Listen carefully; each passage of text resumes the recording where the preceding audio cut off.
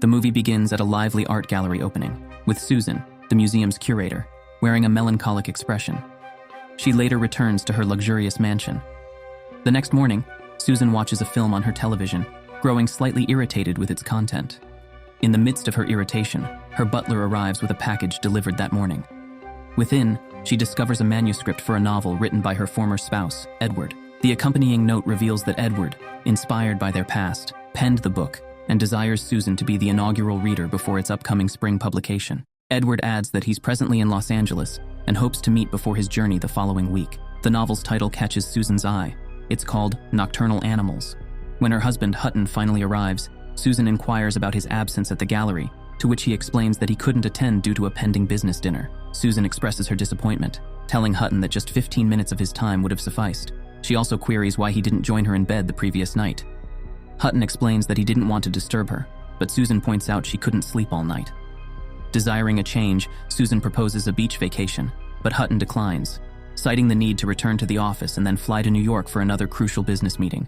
He reveals their financial struggles, explaining that this deal is crucial to avoid bankruptcy. It becomes apparent that Hutton is grappling with business difficulties, and the couple's financial situation is precarious. Later that night, they go to a party at Susan's friend Alicia's house. Alicia, noticing Susan's stress, asks about her well-being. Susan, despite her material wealth, confides that she still struggles to find happiness. She questions Alicia about her contentment in her marriage. Alicia reveals her husband is gay, and they share a deep, loving friendship. She's certain she's the only woman in his life. Susan, upon hearing this, acknowledges her own relationship with Hutton doesn't measure up. Alicia ponders Hutton's faithfulness, but he abruptly announces his departure to New York. Susan wishes him luck for his crucial business deal, showing concern and longing. That night, Susan turns to sleeping pills and a novel from Edward, her name on the dedication page. The story follows a family road trip to Texas, led by patriarch Tony and his wife Laura, with their daughter India. Their peaceful drive is disrupted by two slow-moving cars. Tony honked his horn, leading one of the cars to yield momentarily. However, trouble started brewing when India reacted by giving them an offensive gesture. This provoked the occupants of the other cars, and they soon escalated the situation, harassing Tony's family and eventually causing a collision. They coerced Tony to veer off the road, and a man named Ray approached, insisting that Tony should have stopped after an accident. Tony suggested resolving the issue by involving the police, but one of the men pointed out that this wasn't an option due to their flat tire. Tony was then advised to attempt driving away to seek help, only to discover that his tire was indeed deflated. Observing this, Ray offered to repair it, asserting that they were well-intentioned individuals. Tony found himself with no option but to comply. He was instructed to exit the car and retrieve the spare tire. As the men worked on the tire, the women reluctantly had to step out of the vehicle to help lift it with the jack. Before long, Ray's behavior toward India took an increasingly inappropriate turn, leading to a heated confrontation with Tony. Ray responded with violence, compelling Tony to back down. Once the tire was fixed, the women hastily got back into their car and called out to Tony. Sadly, Ray and Turk swiftly took control of the vehicle and drove away, leaving Tony powerless to stop them. While Susan, engrossed in the suspenseful novel, closed the book with bated breath, she noticed her husband in a hotel with another woman, holding his arm. She asked him why he hadn't called her upon arriving in New York. He explained that he didn't want to disturb her. As Hutton directed the elevator to the 31st floor, Susan was puzzled because it wasn't their usual floor. Hutton clarified that their regular room was unavailable. Upon reaching the 31st floor, the operator said, "31, madam."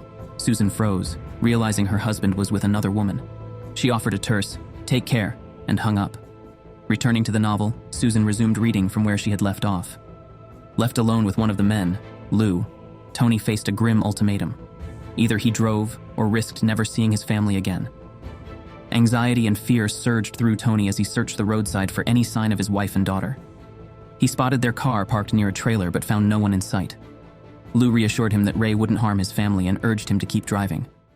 Ultimately, they reached a dark and isolated spot where Lou forced Tony out of the car and left him stranded. Tony, now alone, ventured into the darkness, and as he walked, he heard his own car approaching. Terrified, he sought refuge and managed to elude Ray and Lou when they returned, searching for him before eventually departing. Alone and distressed, Tony wandered along the road until morning, when he stumbled upon a farmhouse. Desperate for assistance, he requested the use of a phone. At the police station, a police lieutenant named Bobby inquired about the events, and together, they retraced Tony's steps from that fateful night. In the bustling city, Susan extended an invitation to Edward for dinner. The scene shifted to a cozy restaurant, and as the night unfolded, Edward confessed that Susan had been his first crush. However, when he pointed out that she had the same eyes as her mother, Susan's reaction was unexpected. She became upset, expressing her reluctance to be anything like her mom. Edward also inquired about why she had abandoned her dream of becoming an artist. Her response was filled with self-doubt, explaining that she had grown too cynical. In response, Edward assured her that she underestimated herself. This made Susan smile, and she asked if he would accompany her home. In a surprising revelation, she confessed that he had been her first crush as well. Returning to the novel, the police officer Bobby tells Tony that the cause of his family's death is now clear. His wife had suffered a skull fracture, and his daughter had been suffocated and found with a broken arm. But this isn't the worst. Both suffered from the unthinkable before their passing away. Bobby also disclosed that fingerprints belonging to Tony's wife and daughter had been discovered on the trailer, where his car had been parked that fateful night. They were now hot on the trail of the trailer's owner. Then, Susan's thoughts transported her back to a flashback of a dinner with her mother. Their conversation turned bitter as her mother expressed anger over Susan's decision to leave New York and return to Texas to be with Edward and marry him. Her mother strongly disapproved of Edward, considering him weak and beneath their social status. Susan, however, defended him. Nevertheless, her mother predicted that she would one day regret her choice, convinced that Edward couldn't offer the luxurious life she deserved. She then confides in Susan, suggesting that Susan might not yet realize it, but there are striking similarities between her and her mother. Susan refutes this, insisting they share no common ground. In response, her mother simply says, "Just wait." The memory starts to fade, and Susan is inspired to contact Edward, profoundly moved by his book. She conveys her eagerness to meet him and offers heartfelt admiration for his work, considering it one of the most remarkable books she has ever read. Meanwhile, in the novel's world, Tony receives an email from Bobby. It contains a photograph of their sole lead, a man named Turk. Tony identifies Turk as one of the potential suspects, but there is no recent information regarding his whereabouts. As days turn into months, progress in the investigation grinds to a halt. Then, one fateful day, Bobby phones Tony with distressing news about his family's tragic murder. Motivated by this revelation, Tony shaves off his beard and arranges to meet with Bobby the very next day. In this development, Tony discovers that 3 men had made an attempt to rob a supermarket. One of them managed to escape, another was apprehended, and tragically, Turk was fatally shot during the incident. Bobby then requests Tony to identify the captured suspect. At the police station, Tony immediately recognizes the man. It's Lou, the same person who had abandoned him in the desert that terrifying night. Initially, Lou denies any connection to Tony, but the vivid memory of their harrowing ordeal leaves Lou with no room to maneuver. Bobby persistently questions Lou about Ray and Turk, but Lou insists he knows nothing. Using Tony's testimony and the fingerprints discovered on the car and trailer, Bobby takes Lou into custody, notifying Tony of his intention to charge Lou with murder. The officer assures Tony that he will track down Ray, whom he suspects to be the third perpetrator in the robbery who managed to escape. Meanwhile, Susan finds herself lost in thought once again, this time at her workplace. Her colleagues notice her distraction, attributing it to her apparent lack of sleep. Susan mentions that she's no stranger to sleepless nights, a characteristic her ex-husband humorously referred to as her being a nocturnal animal. She also finds it peculiar that her ex-husband sent her a book titled Nocturnal Animals, which is both violent and melancholic. When her assistant inquires about her feelings toward her ex-husband, Susan acknowledges that she loved him, but she lacked faith in him and his writing. At this point, she admits to a terrible act against her ex-husband, before leaving him for the charming Hutton. During a board meeting discussing the termination of an employee, Susan takes a different position, advocating for supporting the employee, given their involvement in the hiring process. A board member reminds Susan that she had initially pushed for changes within the company. However, Susan's perspective suddenly shifts, and she expresses the view that sometimes it's unwise to alter the status quo, possibly revealing her remorse for the life-altering changes she made. Returning to the novel's narrative, we accompany Bobby and Tony as they embark on a mission to confront Ray, their prime suspect. Even though Ray's fingerprints aren't found at the crime scene and he has a clean record, Tony remains steadfast in his belief of Ray's guilt. The encounter begins as they invite Ray to accompany them to the police station.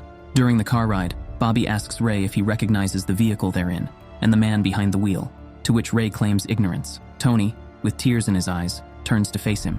He reminds Ray of the unspeakable horrors that he and his associates subjected his wife and daughter to on that dreadful night. Ray's feeble denial is met with the cold, unyielding sound of handcuffs clicking into place as Bobby promptly takes him into custody. Bobby informs Ray that anything he says will be used against him in a court of law. They then transport him to the trailer, the very place where Ray and his accomplices had assaulted Tony's wife and daughter. In this tense moment, Tony implores Ray to tell the unvarnished truth about what occurred that fateful night.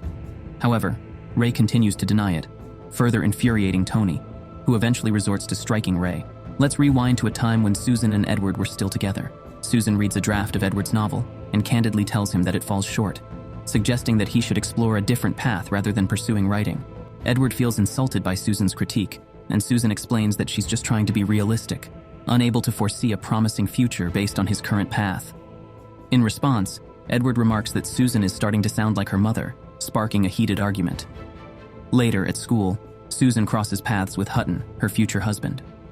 In the main narrative, Tony gets a distressing call from Bobby, informing him that Ray has been released due to insufficient evidence. They meet at an ordinary diner, where Bobby reveals the devastating news that he has lung cancer and only a year to live. Forced into retirement, Bobby remains determined to ensure justice, even if it means bending or breaking the law. This case was meant to be his final one, and he refuses to let a murderer evade justice. Meanwhile, another flashback unfolds, depicting a heart-wrenching scene. Susan is on the brink of ending her relationship with Edward. She conveys that their differences make their relationship unworkable, despite Edward's attempts to persuade her otherwise. Susan expresses a desire for a brighter future and dissatisfaction with their current situation. Returning to the novel's intense storyline, Bobby apprehends Ray in a bar, unwavering in his quest for justice, even if it means bending the rules. He brings Ray into his custody, while Lou, the second suspect, is brought in by another officer.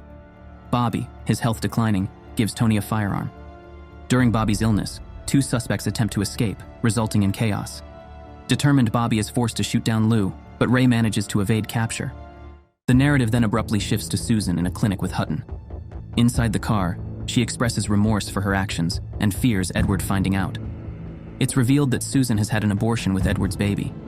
Hutton tries to reassure her that Edward is unaware of the situation, but a heart-wrenching moment unfolds when they see Edward standing outside their car, crying. We learn Edward's gentle nature caused the loss of his wife and child. In his novel, the character Tony draws inspiration from Edward's own experiences, suffering a similar fate due to his meekness, leading to his separation from his wife and daughter. In the book, Tony discovers Lou's lifeless body and realizes he could have prevented the heartache by fighting harder for his loved ones. Bobby comforts Tony and encourages him to pursue Ray. They decide to part ways, and Tony, now determined, heads to a trailer house, trembling with a gun in hand. Ray, adopting a mocking tone, doubts Tony's ability to pull the trigger due to his kindness and timidity. At this moment, Ray confesses to the horrific attack on Tony's wife and daughter, revealing his twisted pleasure in causing pain. When Ray taunts Tony again, claiming Tony's too feeble to take action, Tony fires 2 shots, but not before Ray strikes him with a crowbar. Wounded and disoriented, Tony awakens the following morning, his eye bearing the grim evidence of the blow. Struggling to find his way out, Tony discovers Ray lifeless on the floor. Outside the house, Tony stumbles and inadvertently falls onto his own firearm. Gasping for breath, he wrestles with the agony until he ultimately succumbs to death. Returning to Susan's story, she immerses herself in a soothing bath, her thoughts drifting toward Edward. While lying in bed, an email from him arrives, inquiring about a possible meetup, rekindling a glimmer of hope. The next day, Susan prepares herself, removing her ring and mustering a smile, eager to reunite with her ex-husband.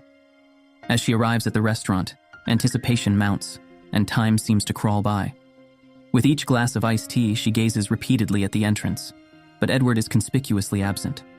It dawns on her slowly that Edward has devised a form of creative vengeance by leaving her to confront the repercussions of her choices. A profound wave of regret washes over her, serving as a painful reminder of the decisions she made, which caused her marriage to crumble and left her with an unfulfilled life.